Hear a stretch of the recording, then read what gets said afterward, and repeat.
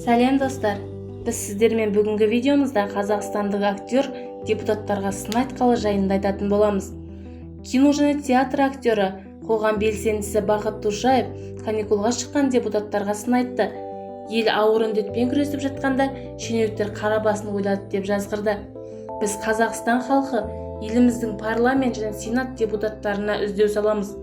Депутат аталар мен әжелер, көкелер мен тәтелер, қайдасыздар? Қайдағы каникул? Онсыз да ұйықтап келесіздер. Көктемгі 2 ай карантинде қатырып жұмыс істегендеріңіз шамалы. Ол кезде де жаттыңыздар. Қолға күрек алып, күндіз-түні жер қазсаңыздар бір сәрі. Мына сәтте не қылған каникул? Ұят, намыс деген бар ма өзі? Ел өздері ақша жинап, өздері құрылғы дәрі-дәрмек алып жүргенде, неге біреуіңіз солардың ортасынан табылмадыңдар? Деп жазды актер желіде. Айтуынша депутаттар халыққа қол ұшын берудің орнына өз басын ойлап жатыр. Елмен бірге болған, көмек созған ешбір шенеунік жоқ. Қиын сәтте тек ұйықтап өткен депутаттар енді демалысқа шыққысы келеді деп табалады актер.